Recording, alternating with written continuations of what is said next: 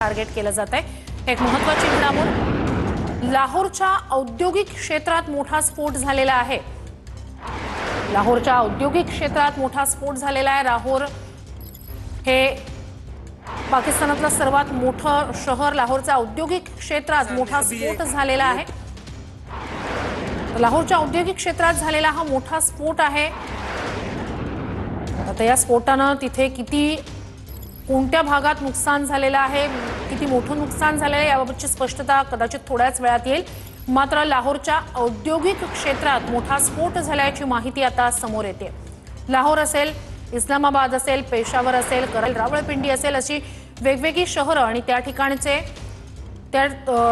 Air defence system ज्या आहेत त्या भारतानं आधीच निकामी केलेल्या होत्या।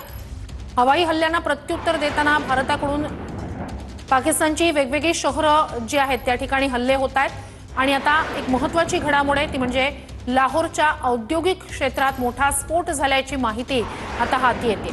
लाहोरचा औद्योगिक क्षेत्र आहे, मोठा स्फोट या ठिकाणी झाल्याची बाब समोर येते।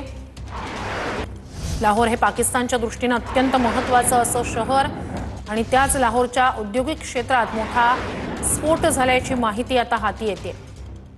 लाहोर आणि इस्लामाबादमध्ये लाहोरच्या औद्योगिक क्षेत्राचं मोठं नुकसान स्फोटानंतर झाल्याची माहिती समोर येते। लाहोरच्या औद्योगिक क्षेत्रात जेव्हा स्फोट झाला त्यावेळेसचा हा व्हिडिओ आपण पाहतोय। तर स्फोटानंतर धुराचे लोट आकाशात उठलेले आहेत। लाहोरचा हा औद्योगिक क्षेत्र आहे जिथे स्फोट झाला आणि त्यानंतर मोठं नुकसान त्या ठिकाणी लाहोरच्या औद्योगिक क्षेत्रात झाल्याची माहिती समोर येते। लाहोर हे पाकिस्तानच्या दृष्टीनं अत्यंत महत्त्वाचं असं शहर आणि याच लाहोरच्या औद्योगिक क्षेत्रात स्फोट झालेला आहे।